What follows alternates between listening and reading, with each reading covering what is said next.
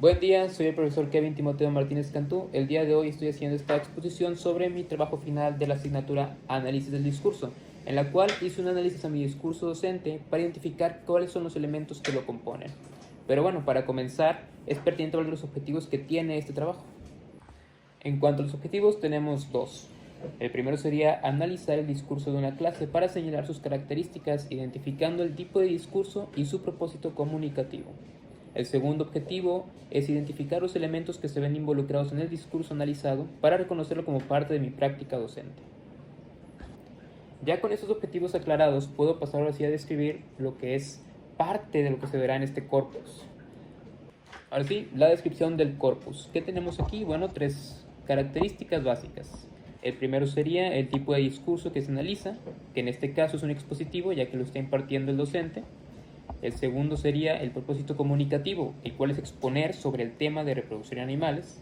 Y el tercero sería los sujetos discursivos, en este caso el docente, los alumnos y el discurso entre ambos. Para poder comprender todo lo que engloba este trabajo, primero tenemos que hablar de la fundamentación teórica que lo sustenta. Vamos a hablar primero sobre el discurso y el enunciado. Como lo menciona Ancatrio del 2012, un discurso es una unidad lingüística portadora de un mensaje en un contexto específico. Finalmente, define la enunciación como el acto de producir un texto en un contexto particular, teniendo en cuenta factores como los participantes, el contexto situacional, las modalidades de enunciado y más.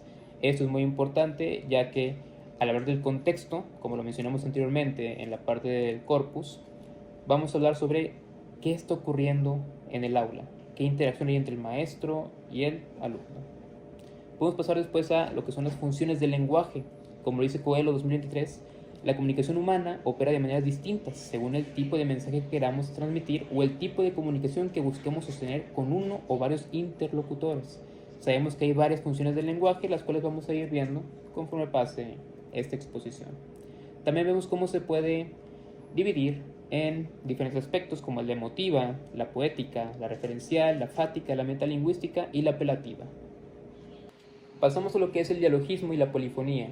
García 2019 nos menciona que el dialogismo refiere a los vínculos que todo enunciado mantiene con los producidos anteriormente, así como con los potenciales enunciados futuros que puedan llegar a aparecer en respuesta a él. En otras palabras, un enunciado va a terminar provocando una respuesta que también sería un enunciado. La polifonía describe la presencia en el enunciado de una multiplicidad de voces que no necesariamente deben ser atribuidos a su autor. Polifonía, muchas voces. Hay que quedar con este concepto, que se quede bastante claro. Pasamos ahora a lo que son los actos de habla, como lo menciona Searle 1969, unidad básica de la comunicación lingüística propia del ámbito de la pragmática con la que se realiza una acción, orden, petición, aserción o promesa. Eso se divide en tres: el locutivo, el cual es el acto de decir algo; el ilocutivo, que es la intención de lo que se está buscando; y el perlocutivo, que habla sobre los efectos en el destinatario.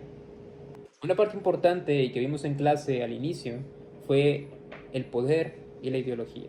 Pero primero hablemos del poder. Foucault en 1998 nos dice que es necesario comprender la multiplicidad de las relaciones de fuerza que son inmanentes al dominio donde ellas se ejercen y que son constitutivas de su organización. ¿Qué quiere decir? Que existe una organización, que existe cierto grupo, el cual decide qué es el poder y que éste tiene ciertos efectos en la población. Ahora, algo vinculado al poder es la ideología. La ideología, que nos dice Banjik en 1999, bueno, la ideología es la base de las representaciones sociales compartidas por los miembros de un grupo y que les permiten organizar la multitud de creencias sociales acerca de lo que sucede, bueno o malo, correcto o incorrecto, según ellos, y actuar en consecuencia.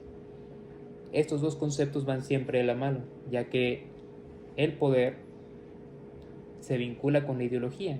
¿Por qué creemos que algo tiene poder? ¿Por qué creemos que alguien tiene poder? Todo eso está dictado por la ideología de cada persona o cada grupo. Otro de los conceptos importantes a tratar son las actividades de imagen, las cuales son la autoimagen, la cortesía y la descortesía. Podemos definirlas como una categoría de estudio para comprender diferentes tipos de comportamiento que afectan a la imagen social de los hablantes y también de la interacción que se está llevando a cabo. Ahora que estamos hablando de la imagen, es bueno mencionar lo que es la imagen de autonomía y de afiliación. Bravo 1999 nos dice que la primera, la imagen de autonomía, es la necesidad del sujeto de verse y ser visto como una persona con un contorno propio dentro del grupo de pertenencia, mientras que la afiliación sería lo contrario, ya que es la necesidad de la misma persona, pero de reconocerse y ser reconocido como parte de un grupo, ya no solamente como un ente individual, sino como parte de algo más. El último concepto que veremos son los deícticos. Estos que son, bueno, son palabras que señalan y seleccionan elementos del entorno en que se produce la comunicación. Tenemos 4 diferentes, como son el expositivo o demostrativo, tenemos los de lugar, los de tiempo y aquellos que se refieren a las personas, como son los de pronombres. En cuanto al contexto, bueno, esta es una clase transcrita y analizada, la cual pertenece a la disciplina de biología, la cual es llevada en inglés a alumnos en un colegio en un contexto bilingüe. Como pueden observar aquí en pantalla, tenemos que la primera función del lenguaje que se dio o que se identificó al menos en la clase, justo a la entrada al salón de clases, fue la función emotiva.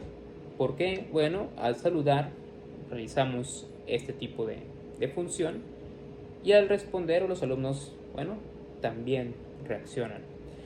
¿Qué podemos mencionar aquí? Bueno, que los estudiantes reaccionan de una manera expresiva sobre cómo se sienten y por qué se sienten así. Esto cumple las características para ser considerado un acto de habla expresivo. En este segundo fragmento, un acto de habla que se encuentra en el discurso docente es el acto directivo, ya que se realiza una pregunta, la cual es contestada, respondida por los estudiantes, haciendo uso del acto de habla llamado asertivo. Aquí tenemos ya 2 identificados en lo que es una conversación de menos de 10 segundos. Con esto nos damos cuenta que realmente el discurso docente está lleno de elementos. Otra cosa que podemos notar aquí es la función fática, ya que el hacer una pregunta para confirmar si nos están prestando atención, si lo están entendiendo, se relaciona con lo que se está viendo aquí en esta conversación.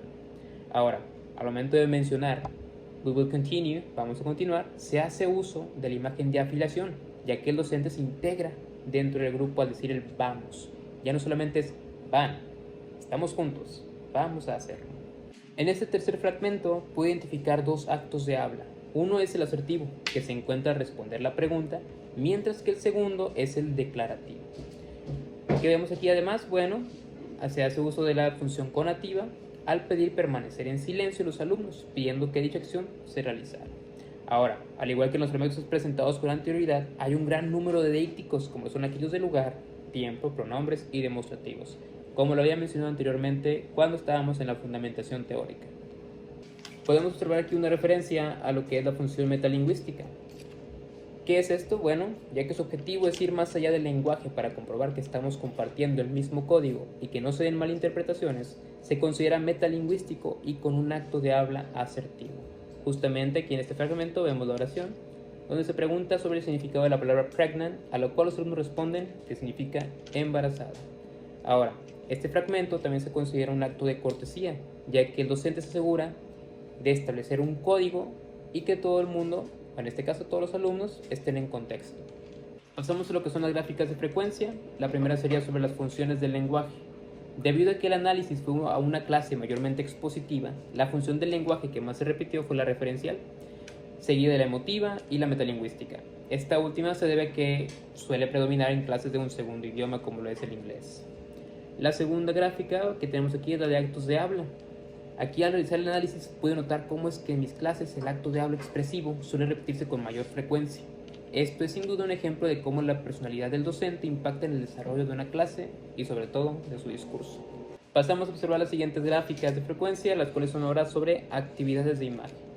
Algo que esperaba desde que comencé el análisis era ver cuántas actividades de imagen tenía y pude notar que al menos en la clase analizada, las actividades de cortesía fueron las que se repitieron en mayor medida, mientras que no apareció ninguna de descortesía. La siguiente gráfica sería la de imagen social. Aquí el resultado de esta gráfica fue interesante, ya que me hizo ver cómo es que el docente muchas veces termina mostrando la imagen social de afiliación para poder conectar con sus estudiantes.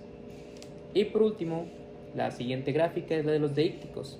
Posiblemente esta es la que siempre tendrá más datos, ya que el discurso está lleno de deícticos, y estos pues son necesarios para comprender lo que se está explicando, sobre todo cuando es una clase en un segundo idioma. Conclusión. Bueno, gracias al análisis de la transcripción de mi clase pude identificar todos esos elementos que componen mi discurso y de esta manera decidir qué elementos seguir utilizando y cuáles cambiar. Creo además que todo docente debería de realizar este tipo de trabajos, ya que te vuelve consciente de cada detalle que a simple vista o que por costumbre ya no lo puedes identificar. Todo esto con el objetivo de ¿qué? Bueno, de mejorar nuestra práctica docente. Aquí tenemos el apartado de referencias sobre las citas consultadas. Muchas gracias por haber visto este video, espero que haya sido productivo para ustedes, tanto como lo fue para mí, y los veré en otro trabajo. Hasta luego.